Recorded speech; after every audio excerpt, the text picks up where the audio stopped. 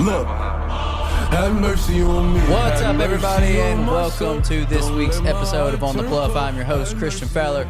Joining me, as always, my co-host, Gabe Kuhn. We're close. Yes, you see how easy that was? We're Usually way I've closer.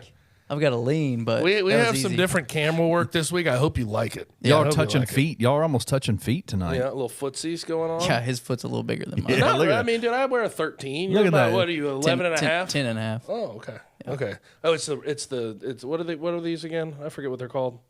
Come on now. Help me. Hirachis. Hirachis, yeah. It's the Hirachis. They're thick. Yeah, bubbly. Thick, yes. You know who else is thick? Who? You. Oh, you too, brother. What's happening, bro? How's it going? Nothing much. Nothing much going on. Everything's good. You got here's the thing that I have to just point out off the top. Yes. And I know you've worn a Cowboys hat before.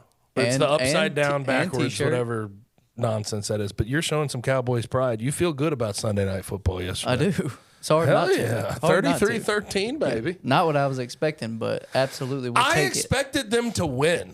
I didn't expect them to just kill them. Yeah. But isn't it, like with the NFC, doesn't it feel like every single good team has had to go through bad times? It's like a rite of passage. Yeah. Like early season, it's like Cowboys, what the hell's going on once they lost to the Cardinals. In November, it's like, what was it? The 49ers lost 3 straight games. You're like, what the Right. hell is going on? And now the Eagles, Lost 2 straight back-to-back. losses Big in December. Big time, 2 straight losses. And I think they'll bounce back. Yes, but I do too. still. Yeah. And it's the two teams that they're competing It's against in those the 3 NFC. teams. It's those 3 teams, I think. And I think to win the Super Bowl. But we'll talk about that a little later, Yeah, I'm sure. for sure. Anything interesting happened for you this weekend? Pretty nondescript. Let me think really quick. I went to a Grizzlies game on Friday. Mm-hmm. Not good. 127 to 103. Ian Anthony Edwards didn't play. Yeah.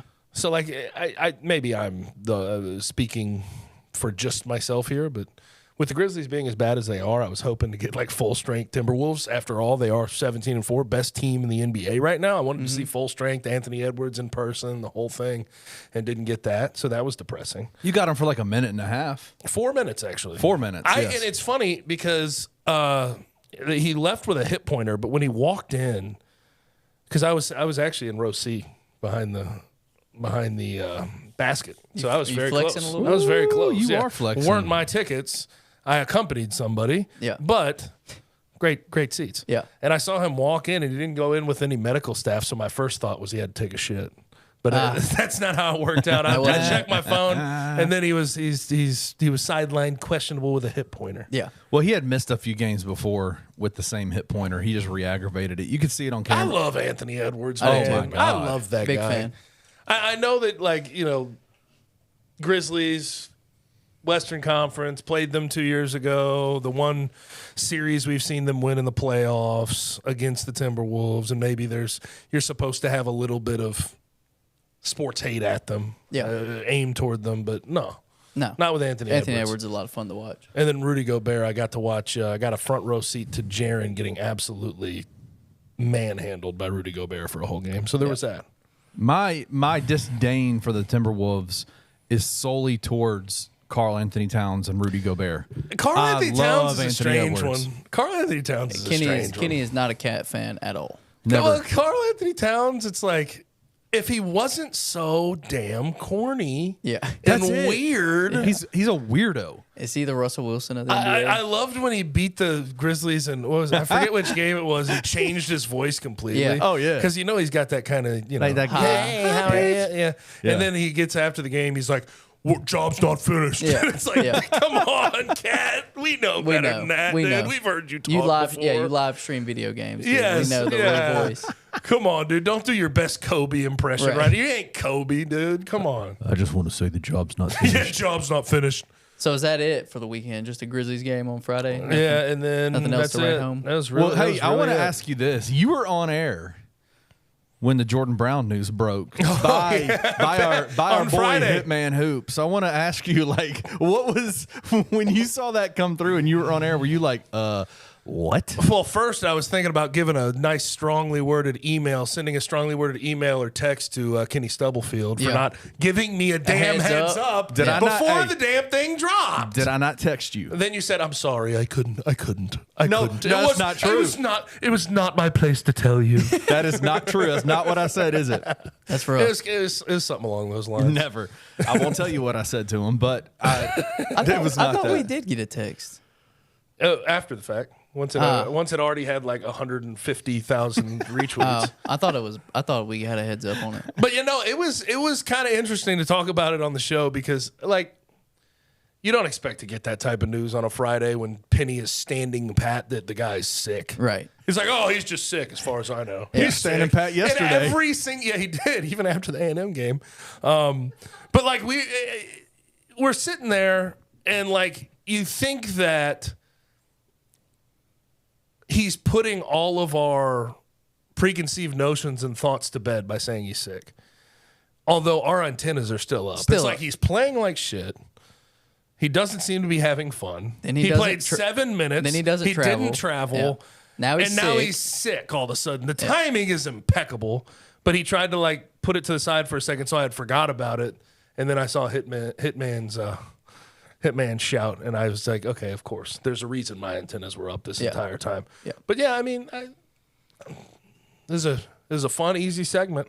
I'll tell you that. When you get news like that, it's easy to go ahead and hop on and talk about it. Yeah. Well, I guess without further ado, we can go ahead and jump in, right? We got anything else to cover before we hop Before we hop into Jordan Brown at let's length? hop straight into A&M, I think. Okay, all right. That'd be my Well, I think we're good. Let's hop in then. All right. So let's continue to talk about how strange this team is. They get thumped by Villanova. They lose to Ole Miss. VCU takes them to OT on the road in Virginia. So And then how do they respond? And then they go on the road, take on a top 25 team who at one point this year was high as number 12 in the AP top 25. And they basically wire to wire a top 25 team on the road. It never felt overly close. It never felt like A&M was going to get back and win that game. No, it did not at all. And it makes no sense. It continues to be a mystery of a team. But I will go back and preface something that we have said since leading up to the Missouri game is that Penny Hardaway's teams against top competition in big moments with their backs against the wall, that is when they perform at their absolute best, and they did it once again. So people can say that they're a little bit surprised and shocked. I think Memphis was, 8.5 point dogs in this game, something like that.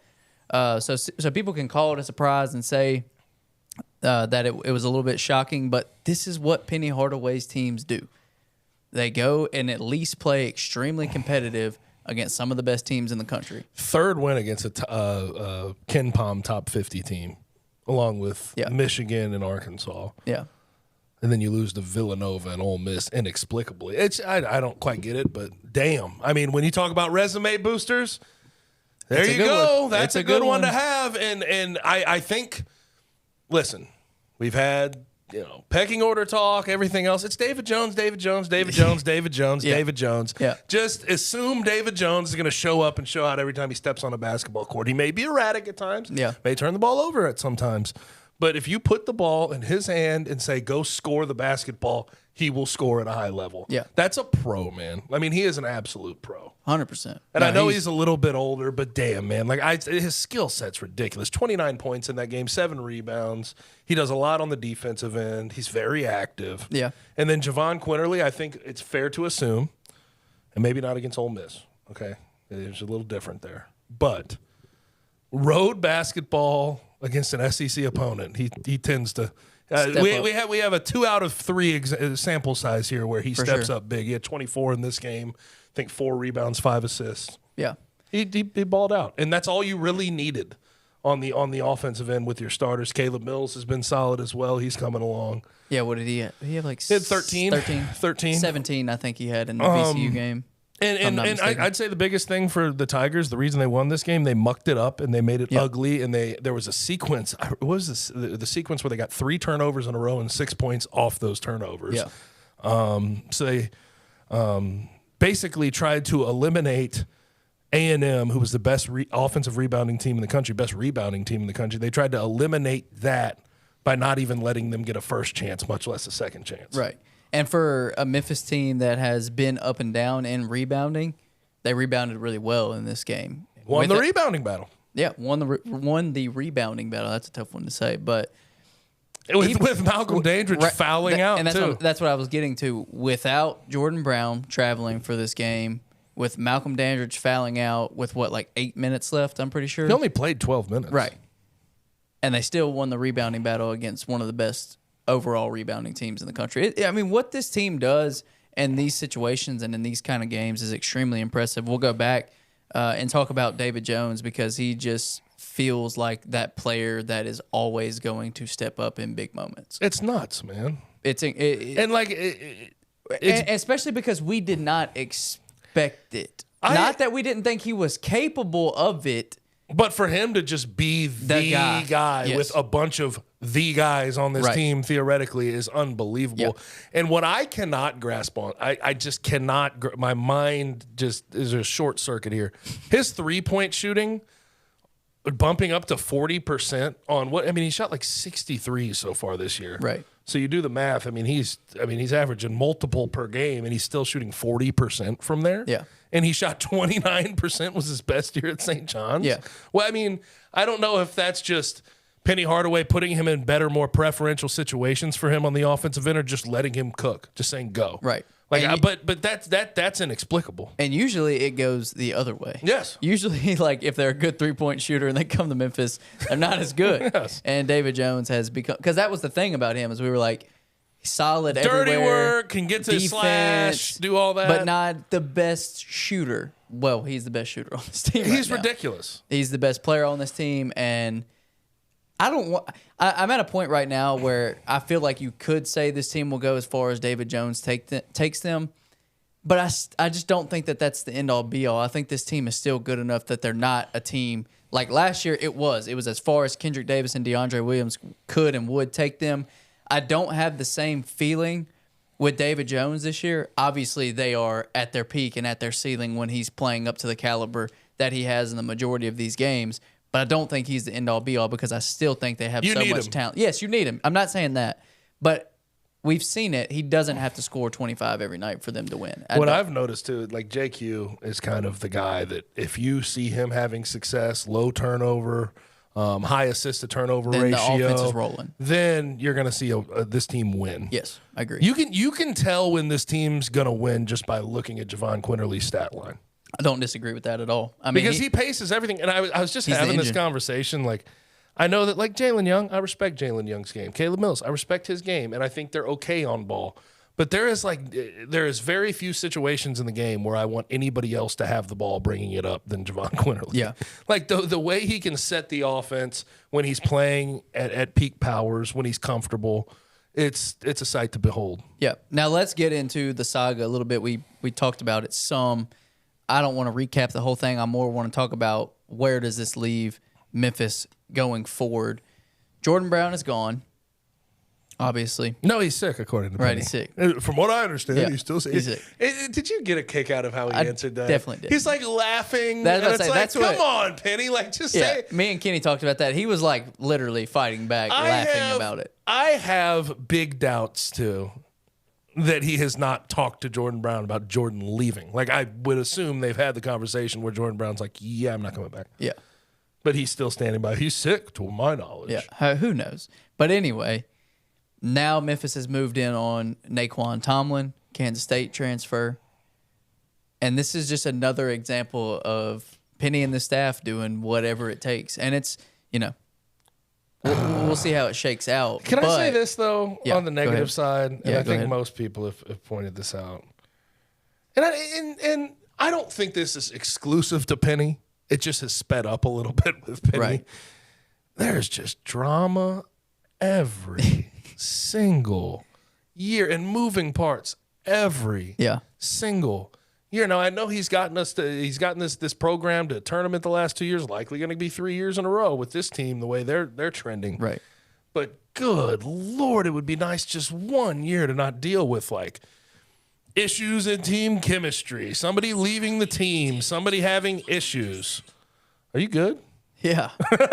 You didn't have it turned down. I wasn't either way, going. Wouldn't it be nice just 1 year Sorry though about with Penny? It just He gave us last year. Let's not worry about team chemistry. Let's not worry about all this. Last year was pretty drama free. For the most part, until Keontae Kennedy punched a wall. I mean, yeah, there's always and then we gotta be were something. always waiting on waivers, the Demaria Franklin waiver. It's Like true. for like 1 year, no, don't wait on waivers. Don't worry about team chemistry. Don't have anybody leave the team in the middle of the year. I don't know maybe that is too much to ask in nowadays. I think in today's day and age, I think it might be. But damn, But yeah, man. this one is strange because Jordan Brown was You're hinging your hopes on what he could accomplish. he was arguably the centerpiece of all of this. Yes, He was like the biggest fish that they got.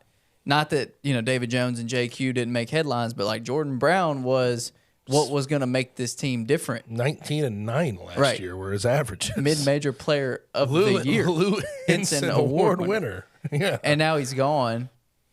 I kind of want to shift the focus towards Naquan Tomlin. And if this happens, I don't know how much you've been able to look into him. I'm sure you have because you were on the radio today. Of course.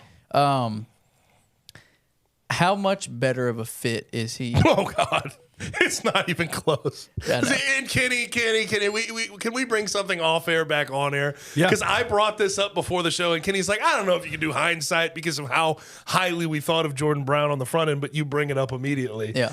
I was asking the question to Kenny. Let's say all things were equal this offseason. Naquan Tomlin's in the transfer portal. Jordan Brown's in the transfer portal.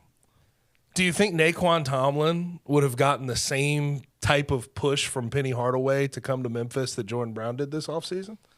I think it could have been. I think it could have been very similar. I think so, yeah. Because at 10 points, 6 rebounds, great in the tournament. Yeah, Elite 18. And this dude just gets up and down the floor, does Right. the dirty work. Right. He was Kansas State's version of DeAndre Williams. Yeah.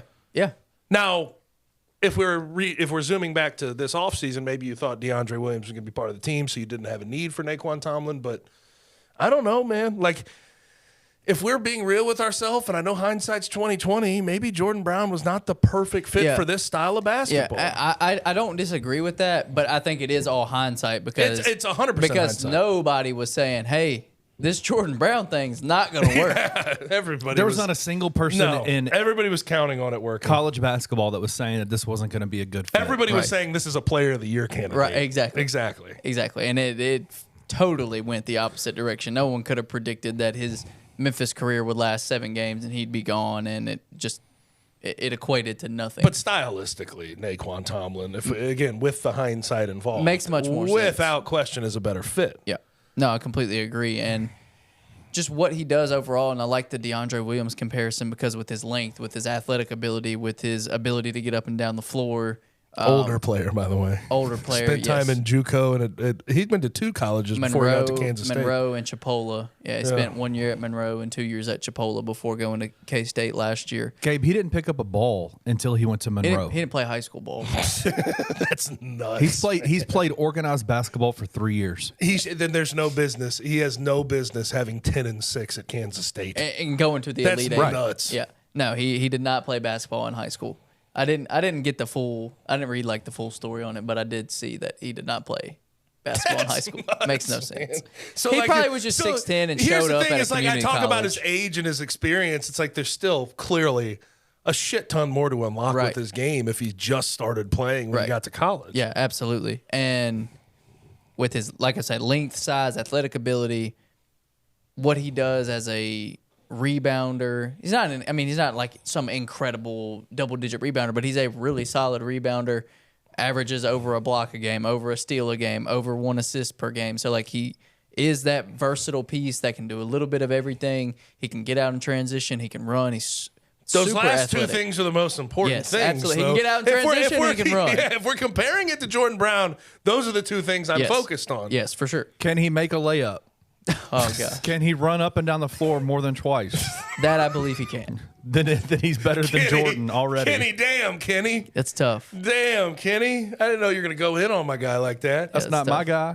Yeah, but I'll say this, though. The hate aimed at Jordan Brown's just a little much. It It's is. but that's with anything. That's People what- get that's in their how- emotions. get a- It's stupid. yeah. But this is me doing my millionth call for everybody to stop tweeting at Jordan Brown and aiming hate at him, for God's sakes. But no, Naquan Tomlin, if they can make this happen, it just shows consistently. Penny is making a case for Portal King at this Yeah. point, along with Eric Musselman.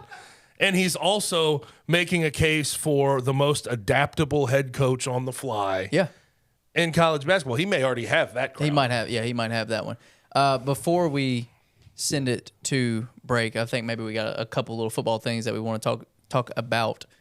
But the way that I phrased it to Kenny earlier is that this team, as it sits right now, no Jordan Brown, no Naquan Tomlin, they are capable of being a round of 32, maybe even a Sweet 16 team. They just went on the road and beat a top 25 team in the country with what they have right now, with a front court consisting of Malcolm Dandridge and Nick Jordan, and that's it.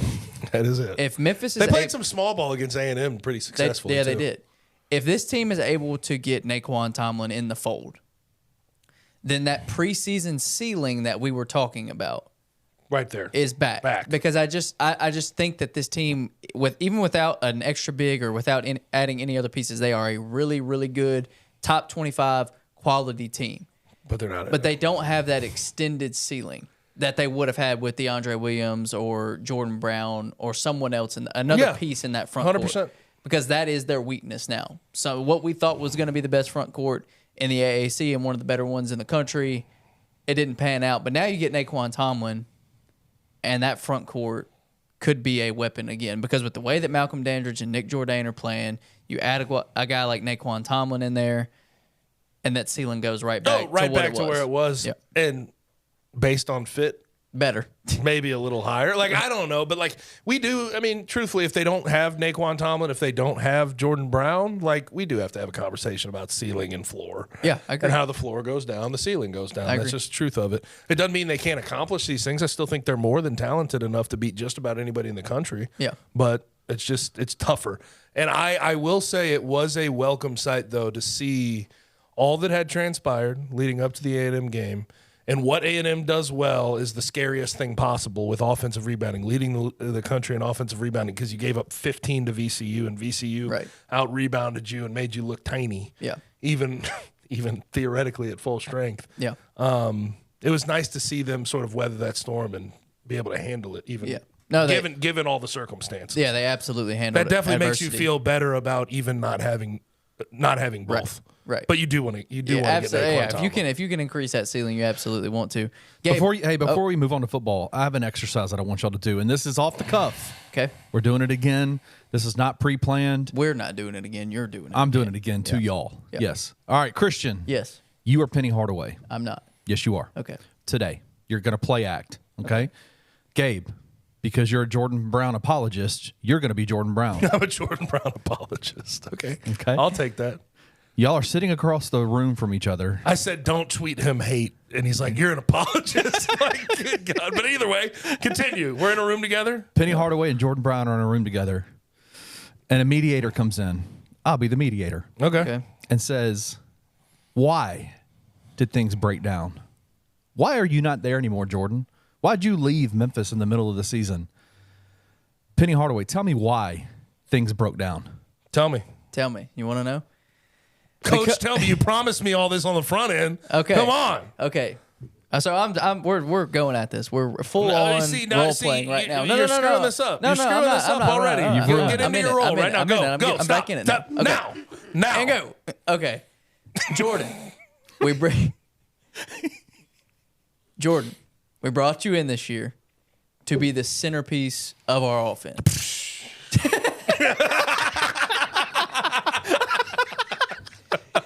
We surrounded you with talent in the front court, in the back court, forwards, wings, talented all around you. Everything is set up for you to be one of the best bigs in the country and the best big in the American and compete for Player of the Year. You came in out of shape. Let's call it what it is. Call a spade a spade. Can't play more than 12 minutes in a game. Can't get off the block. Can't get off pick and rolls. Getting dogged down low. You're not doing anything that we talked about when we brought you in. Therefore, we can't continue with this because it's not going to work. Our team is not going to be successful with you playing the way you are. We play fast. Told you this when we were recruiting you. We play fast. One of the fastest paces in the country. You have to be able to get up and down the floor. You have failed at that. Oh, well, I'm leaving. So it's fine. Cool. Yeah, I mean, I'm gone You're anyway. out. And by the way, that direct deposit never hit too. so you're gonna have to run me that check. We had an agreement ahead of time. All right, Jordan, you're taking it off where we need it to go. Jordan, I'm the mediator here. I need you to tell me, why do you think it didn't work at Memphis? Stylistically, maybe it wasn't the best fit. I tried to put some hope in Coach Hardaway here, and I thought that the style would change up with me because you have to be deliberate about getting me the ball, and we just weren't doing that. And I just don't think I was put in the best position possible to maximize my career. So I'm going to go somewhere else and figure this whole thing out. Probably start overseas and then go from there. But I'm still sick. I'll make sure to tell everybody that you're still under the weather. Yeah. I'll make sure until Sunday night, I'll tell everybody that you're still sick. Yeah. And hell, you talk about my conditioning. It's just because I have a bunch of congestion. Man. I've been sick this whole year. Bravo. Bravo. There we go. Come on, clap it up for the boys. Yeah. Come on, Kenny. Give me a couple claps. There we go. There Well it is. played. Well played. Impromptu role play. Memphis football. We got anything on that before we cut the break? McKylan Pounders got into the portal since last time we talked. True. So it looks like he's going to, Two best offensive linemen Can I gone. do I don't work for 247, but can I put in my 247 crystal ball? Yeah. Auburn. Okay. Davion Carter just visited Texas Tech, but it looks like the Tigers are actually a finalist for a pretty big running back in this transfer portal cycle. Yep. Alongside Oklahoma and USC, Mario Anderson from South Carolina. That kind of that blew me away to Yeah. see his final three Memphis alongside Oklahoma Yeah. and USC. Not one you see every day. That is for certain. I don't know if that's like the Blake Watson cosign. You know what I mean? Yeah. Like, hey, come here. We'll get you your carries. Yeah, I have no idea. But if Memphis is able to win that battle, then Mario Anderson. No, that'll be nuts. Well, that'll be one of. I mean, if Memphis wins that battle, that's going to be a pretty substantial story in the world of recruiting. He went over 700 yards this year at South Carolina. He's a bigger back, which is something that Man's thick. this team hasn't really had in a while. Yeah, he's stout. Yes. 5'9", 210, I call BS. He's probably I'd say like 5'9", 220. Yeah. Easy. Yeah. Yeah. No, he's a rather large fella. But, I mean, if they're able to win that, and who knows how much of a pipe dream that one is. I know they're in it, but Are you really in it if it's Oklahoma and USC? right. And but if they're able to win it, then he's going to have an absolutely stupid year because if you can run over SEC defenders, you can run over AAC defenders. Yeah. What else there? What else on the football front? Not really. It's not that time yet. We got a couple weeks before we can jump into breaking down the AutoZone Liberty Bowl. AutoZone Liberty Bowl, the Yeah. 65th AutoZone Liberty Bowl. There you go. Nice. Hey, can we go back to basketball for 1 second? Are we going to role We're play going to again? role play again. Yes. No, No, not another role play. Nah. See, we'll just talk about this one. What do you got, Kitty? AP top 25. Okay, I knew I was forgetting something. Texas A&M is still ahead of Memphis in the AP top 25. Well, the others receiving votes. So, But- hey, Memphis is 30th. They're 30th this Just so week? everyone knows, Okay, 30th. Memphis is 30th in a 25-person poll. Gotcha. Makes sense. No, I brought it up on the air today. This is foolish and stupid. Foolish and stupid. It is Stupidly dumb. foolish. It is dumb as hell. Foolishly That they stupid. haven't got in at all this year. Yeah. They're not. What are AP voters doing? I don't know. They're leaning. Here's a couple things. They're either leaning on what they thought this team would be coming into the year, or they're still holding Penny Hardaway's drama against him. Yeah. Oh, something's going to spiral out of control. Well, Right. quite frankly, it hadn't gone that bad. They're 7-2, and they have 3 wins over top 50 Ken Pom teams, 2 Right. top 25 wins at this point in the year. Yep. Find me a team who that has has a better that on resume. their Yeah. freaking resume. I agree. And the fact that, like, I don't know. Like, it took a while for people to see through USC's BS. Yeah. And they're 5-4 and just lost to Long Beach State. It took a while for them to read through Michigan State's BS. Yeah. Even though they lost a nasty game to open the year to James Madison. Yet Memphis is being punished for Villanova and Ole Miss losses. Right. One at a neutral site, one on the road. Yeah. They get punished more for their losses than other teams do. And definitely don't for get worse losses. Right, and definitely don't get rewarded for the wins. It's just it's so dumb at this point. There's not 25 teams better than the Memphis Tigers this year. Absolutely not. And with that being said, they have another top 25 opportunity coming up in the FedEx Forum against number 13. It's almost to the point, though, you can't lose it if you want to be in the top 25. No, That's how it feels. You're right. Number 13, Clemson. Memphis wins this game. There's no way. There's no way. Okay. There's no way. I don't get it. They don't get enough credit for what they've accomplished, but they get penalized more than anybody else for their losses. Yeah. It's just stupid, and it's just... It's nonsensical. I mean, first of all, I just tell the AP voters, watch the game. Watch the game. Watch them play.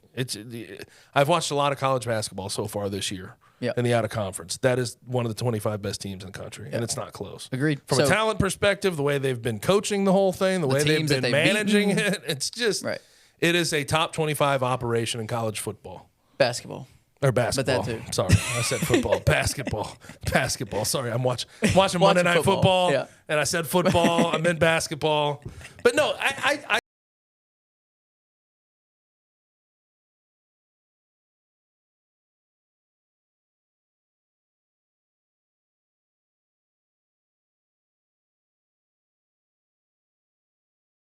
It's hot 3. So we're going to take a quick break. We're going to see what Kenny has cooked up on the other side in the hot 3.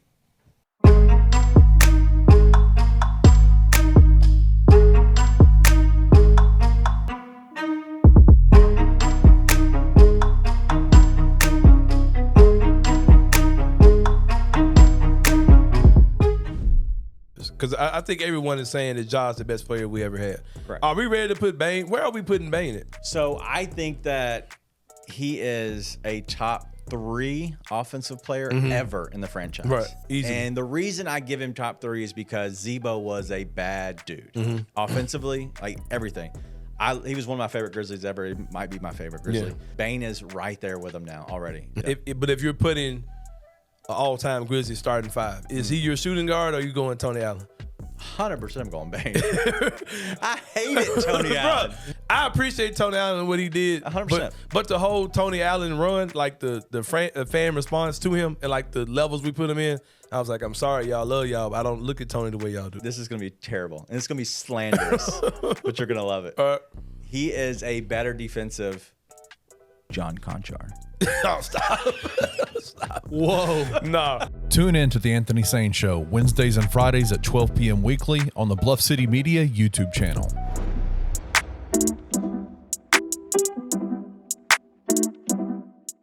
Who do you need to step it up? Outside of David Jones, I think David Jones is David Jones. I don't think you need him to step it up because he's been performing. Yeah, like he's David Jones. Like outside of him, he's fine.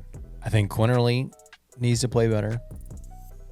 In what way? Like, I mean, he's facilitating the ball well. I mean, what do you, like, I don't. To a 12 from the field's not cutting it. It's not great. It's not great. And I don't need a runner 3 from the top of the key with 3.5 seconds left. Is Virginia the game where Jordan Brown is going to cook? Those dudes aren't looking to run the ball. Cook what? Dude, I thought he was going to have a freaking night. He came out with that fresh cut, lined up. And then literally within the first 15 seconds, missed a wide open layup. And then picked up 2 fouls right away. I feel real lied to because I thought we were getting a 20 and 10 guy. Didn't think it did anything for you. Well, I think we all thought we were getting a 20 and 10 guy.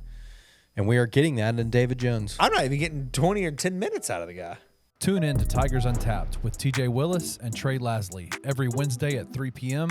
on the Bluff City Media YouTube channel.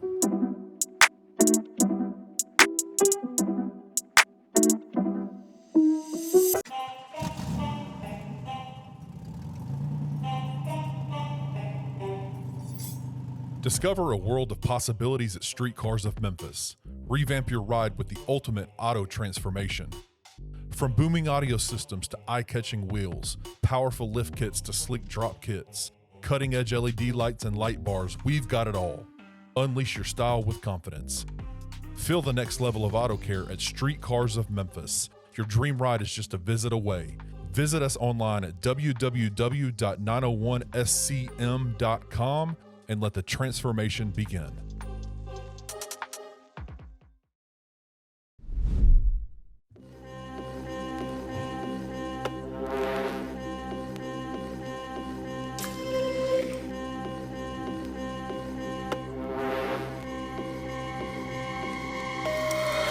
Oh, yes. Oh, yes. Yes. We are stupidly, foolish? Foolishly stupid or Foolishly stupidly stupid. foolish. Yes, Either we one. are. Gabe likes them both. Yep. We're going to be talking about basketball. We're going to be talking about football in the Hot 3 today. You guys ready? Of course. Let's do this, man. This is the Hot 3, sponsored to you by, Sponsored to you by. presented to you by That's better. 901 Streetcars of Memphis. These guys, we've been talking about Streetcars of Memphis for a long time, man. They do a lot of really good work here in the city. Locally owned. All the guys that work there are from here. Man, you can get anything you want done there. You can get your regular maintenance done. You can get your customization done. You can pimp your ride out. You can do whatever you want. But guys, guess what? What? They offered us. We got a new deal for the listeners. For all of those out there that are listening to. Is this how we give back and give gifts during the holidays? Yeah. Well, this is our give back from 901 Streetcars of Memphis and on the Bluff. Listen, for this month, for the month of December, use the code on the Bluff and receive a $55 regular oil change or $65 for full synthetic oil changes. That's an oil change. Pretty damn good. That's an oil change at cost, boys. Yeah. That is an oil change at cost. Huge savings taking place at Streetcars of Memphis. Check them out online at 901scm.com or call them at 901-323-3332 to schedule your oil change, your maintenance, or customization service today. Boom. Hey, do you say oil or oil? Oil. Because there's a you sort of, Oh. Did I switch it up a little bit? yeah, you're like I get that oil change. I think cannot, when I'm on- I cannot say oil. I think when I I'm on say air, I go oil. You're not from Oil. You're not from the South. I mean, Oil You're not. change. You're not. oil, Oil. oil. You got some oil? Oil Like change. ULL. I need to get oil change. Hey, but for real though, that's such a Oil. great deal by those guys. Yes. At cost Yes, it is. $55 for an oil change from 901 Streetcars of Memphis. Almost a third of the price. Yes. Like all it's you have to fantastic. do literally is call them, set it up online, use the reference code, the referral code on the Bluff, and you can get it for at cost, man, just for the month of December. So go check those guys out. Appreciate those guys for sponsoring the Hot 3. Yes. Boys ready? Yes. Yes. Topic number 1. It was comedy in Memphis today. A little bit. A little bit comedy. If you got a chance on Twitter or on X.com to follow our boy Jeff Calkins, he was at the courthouse today all day at a civil court hearing for the Joshua Holloway versus Ja Morant civil case. Yes. And our boy Ja Morant took the stand alongside his father T. Morant. And they were testifying, and I'll let Gabe and Christian kind of walk through what this was all about, but it was a pretty wild day, I think. So the stand your ground law is the defense that Ja's team is making as to why he should not be dealing with any of this Joshua Holloway nonsense. And today's hearing was about if they can reasonably use the stand your ground law as a defense Yes. for Ja, and it led to some of the strangest, most ridiculous testimony I've ever seen in my life. Agreed. There was 2 separate occasions where they had a basketball because Rebecca Edelman, who's the defense attorney or the plaintiff's attorney, Yes. one for Joshua Holloway, she brought in a basketball so they could reenact The scenario. a checked ball. Yeah. How do you do a checked ball? They did that for the plaintiff's attorney and the defense called to do that. Yep. And Ja was up there the entire time. There was one situation where Rebecca Edelman said, like, hit me, like, act like you're going to hit me. And Ja said, nah. There was one situation where Ja got asked a question about the diamond necklace he got for one of his buddies. And if And the if it was real diamonds were diamonds. real or fake. And he said, To which he I'm a responded, millionaire. I am a I'm a millionaire. millionaire. Baller response, by the way. It literally felt. Have you seen Curb Your Enthusiasm or Yeah. Seinfeld? It felt like an episode. skit. Yeah, that's what it felt like an SNL skit. It's satire. Yeah. It felt like complete satire, but it was real life. What they- something that Ja has to deal with, and I find it so unbelievably stupid. They also got him to demonstrate like him hiking his pants hiking up, his like pulling his pants up. like he's about to fight. Yeah.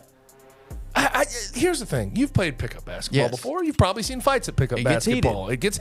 People exchange blows all the time. It happens. Competitive and testosterone, when they combine, they're typically I've seen emotions no flare. less than like 10 fights break out over, Pickup basketball or Pickup like basketball. a flag football game. Gabe, I've been and it happens, like some are worse than others. Yes. Gabe, I've been in 3 fights my entire life. All All of pickup them in basketball. All of them with pickup basketball. Exactly. Like I've seen this before, and out of all those 10 fights, none of them ended in any type of civil suit No, or definitely not. anybody trying to get money out of it. It's just, it seems foolish as hell to me. Yes. No, it's Foolishly stupid. I mean, Kenny opened it with comedy, and it's pretty. It's funny. I went through and read all of Jeff's tweets. It's pretty comedic to see the way that the entire thing And went Ja's down. up there laughing on the stand. Like, what are you doing? What is this? Why are we here? And I can't blame him. I'd be the same way. What are we doing here? This is ridiculous, because it is. And also, there is the part of this whole thing that we've talked about in the past. Like, Joshua Holloway's mother has, and this is, I'm not trying to like cast aspersions and say that she's not within her right to do this, but she has a litigious past with various different entities around the city. So, like, this is sort of this similar, like, this all falls in line with what we've seen Yes. in the past from her. But brother, I just can't get over how funny it is on the I outside agree. looking in. It is hilarious. It is absolutely hilarious. He has to hike up his pants like Yeah. Like they're about to square up. Yeah, like what's going What is on? that? And then we missed the best part of it. The best part of it. Rebecca Edelman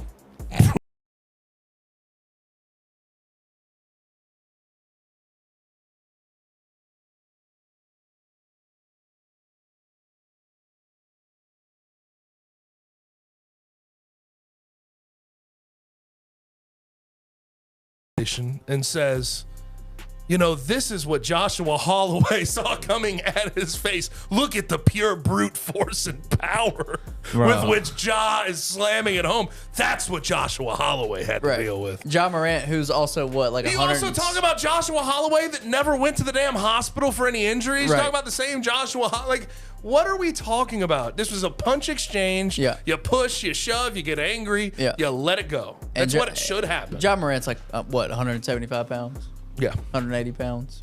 I saw I mean, he somebody could probably, tweet. I'm not saying he couldn't swing on somebody, but like to be But he like had to this, hike up his pants right? first. To be like this violent brutality of a man, like that's not like when you think of that, you're thinking of big brooding character, and that's just But not the fact John that you Morant. have to go to those lengths Right, to to try try to to make prove your something. case Yes, yes. shows you that, hey, maybe your case isn't. It's not on very Isn't very solid good. ground. I saw somebody tweet. They said, "Listen, man, how would you feel being one of the jurors that got picked to do jury duty, got picked to be on the Ja jury, and then got to watch a Ja dunk compilation the entire first day?"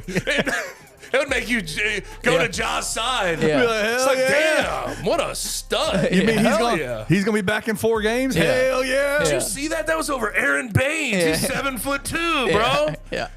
All right, Kenny, we're going to get to topic number 2. But before we get there, we have got to tell you guys about something. Bluff City Media has launched a new line of merchandise. Gabe Kuhn, where can they find that merchandise? BluffCityMerchandise.com. .com. That's going to confuse some people. C-O-M, If you are com. confused by the way that Gabe said that, the link for the new merchandise will be Where in is the it? description. Not the bio. Not the bio. Kenny description. doesn't know what he's talking about. Hey, All I've right. done well for the last You 3 have. weeks. I'll give you 3 weeks, 4 And weeks go in a get row. that Bluff City Media stuff. Go get that On the Bluff On the stuff. Bluff Come merch, on. personalized merch for On the Bluff, your favorite. Or you could get Tigers Untapped. You could get Yeah. Anthony Saint, but Yeah. get ours first. But I mean, ours is probably better. Yeah. All right, Kenny. Topic number 2. Topic number 2, guys. Has y'all's faith been restored? Yes, Your faith has been restored in the voters, right? a little bit. They got it They right. got it right. The Heisman Trophy was awarded to Jaden Daniels, Jaden Daniels. as it should have been. No doubt. No doubt. We've talked about it for a couple weeks now. That's how it should have been. Still the feel entire like time. if Bo Nix would have won the Pac-12 championship, that he probably would have won the award, which is nuts. But isn't it Jaden funny Daniels- that he loses the Pac-12 And- championship and- and they give Michael Penix second? yeah, makes no sense. Winning matters until it doesn't, but then sometimes it does matter, Right. but then sometimes it doesn't. You know, there's you just- caveats to everything. Mike Yes. Norvell's in the But- corner going, "What the hell?" Right. But correct decision. And you want to know one of my favorite things though about this the way it was voted? Of course we do. Do you know who? The highest vote getter, the most votes was outside of guys that are seniors and will be leaving college football after this year. Jalen Milroe. Jalen Milroe is going to be likely the favorite to win the Heisman Trophy going into next year. And I think it's well deserved. But think about game 3 of the year if I would have told you that. Imagine that. Imagine if you could go back in time to game 3 and say, guess what? When he didn't play a snap. Right.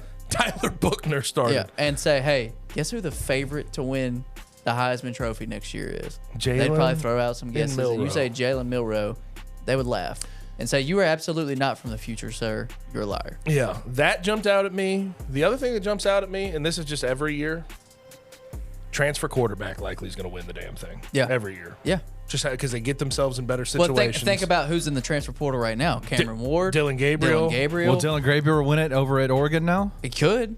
He absolutely could. Yeah. Cameron Ward, wherever he ends up, there's more that I'm not. Cam Ward, the Ohio State thing seems interesting Yeah, to it me. does. Yeah, it does. Very interesting. Who are some? There's other big names out there. DJU. You mentioned Kyle McCord. DJU's been linked DJU. a couple different places. Grayson McCall's in there. Right. He's got to be 32. Yeah. So, I mean, just pencil in a transfer quarterback. That's Probably. usually how it goes. Probably. Unless it's Jalen Milroe. Yeah, unless it's Jalen Milroe. And he's been there since the beginning. But it is a quarterback award. So just transfer quarterbacks. Transfer quarterback. Usually that's where it ends these days. Yep. All right, Kenny, topic number 3. All right, obviously the NFL's still going on. A lot of craziness happened yesterday, man, especially with the Kansas City Chiefs, man. Have you ever seen Patrick Mahomes that upset? No. They were so whiny, but Carry on. keep going. I mean, y'all got it. I mean, that whole play was wild, Yeah. right? So, first, can we start this off with Kadarius Toney doesn't need to be on a team. Horrible. And it's not just this. It's not He's just, so he lined bad. up off sides and there's this one scenario. No, Kadarius Toney has single-handedly lost the Chiefs 2 games this year, bare minimum. The Chiefs lead the NFL in drops with 33 drops on the year, and that was before the end of the game, so it might be 34 And he had or like 35 now. 7. I don't know how many he had. He in had that 5. Lions He had game. 5 in week one. yeah. In the first game of the year, he had 5 drops, and he's made boneheaded plays all year throughout his career. He has even going back to his time with the Giants, and in literally one of the coolest plays you will ever see in your entire life. Travis Kelce, who we've seen do this before. I don't know if you recall. But still. He did it with LaShawn McCoy. Yeah. And he actually dumped it back over his head. And LaShawn McCoy didn't end up scoring a touchdown, but I think he got 15 or 20 more yards. And that was just dumping it behind his head. He threw a full-on, 25-yard pass. Right on the across money. Used to be a field. quarterback. Yeah, used to be a quarterback at the University of Cincinnati. Threw a laser beam to Kadarius Toney, who Perfect. there was no one within 20 yards of him, and he walked. And note, it wasn't designed that way. No, it no, was no, just he absolutely literally not. saw the opportunity and took and it. threw it. Yeah, no, it absolutely, you could tell it wasn't designed to happen that way. But it was called back because Kadarius Toney was lined up well offsides, and even making matters worse. It is you don't see high school receivers line up offsides. Do you want to know multiple why? times in a game because you check with the referee. Because of this whole thing when you're in.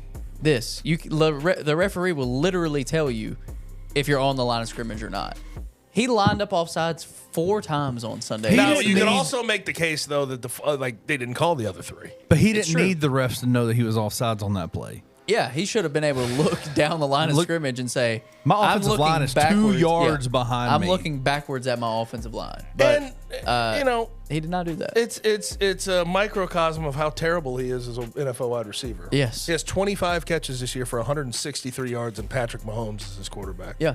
You know how freaking not good at football you have to be? And this isn't somebody with that. this isn't somebody without first-round without pick. yes, this is the first round Hey, what pick. are we talking? Like the most? Okay, let's see. I have it right in front of me. The most he's gone for in a single game is 5 catches for 35 yards. This One year. touchdown this year receiving. I just like this is a guy who ran a 4.3. Yeah. Basically coming out of Florida. First round pick. You think, okay, he's supposed to be this big play guy.